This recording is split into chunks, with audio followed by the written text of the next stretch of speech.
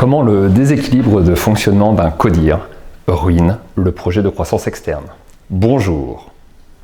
J'ai échangé la semaine dernière avec un partenaire banquier qui m'expliquait comment l'organisation de la décision était faite pour les projets de croissance externe. Son portefeuille comprenait des PME, des ETI, et il faisait des projets de croissance externe à plusieurs millions d'euros. Il m'expliquait les documents nécessaires à la prise de décision. Il me détaillait les différents documents, les différents audits dont ils avaient besoin pour décider le financement ou non le refuser. Premier audit est l'audit financier et comptable. Donc ce volet-là est très détaillé avec une analyse très fine. Deuxième point, c'est l'audit juridique. Est-ce que cette société, d'un point de vue juridique, est prête à faire sa croissance externe? Est-ce que ce volet-là est optimisé? Le troisième point est l'audit commercial. Est-ce que le segment de marché avec la croissance externe qui est visée est pertinente? Est-ce que c'est une valeur ajoutée de faire cette croissance externe? Le dernier point est l'audit social, sur le volet ressources humaines. Est-ce que les conventions collectives, les contrats de travail, est-ce que tout ça est OK?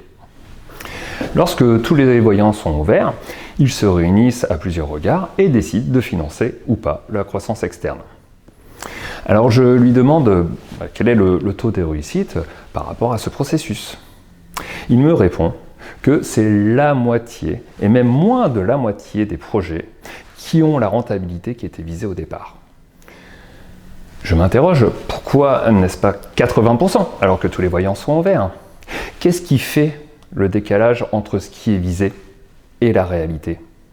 Quels sont les éléments qui n'ont pas été pris en compte et qui pourtant ont une valeur importante dans la réussite? Lorsque je creuse la question des conditions de fonctionnement, il me répond que finalement il n'y a pas d'audit, il n'y a pas d'élément qui va analyser, rechercher le fonctionnement actuel et surtout le fonctionnement du CODIR.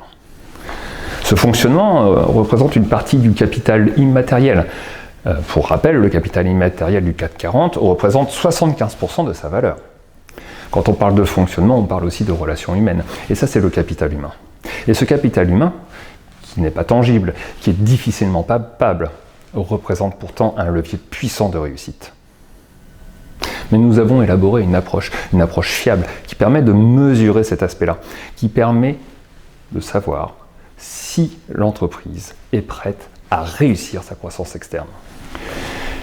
Si vous souhaitez une rentabilité rapide de vos projets de développement externe, n'hésitez pas à nous contacter en message privé. Merci, à bientôt.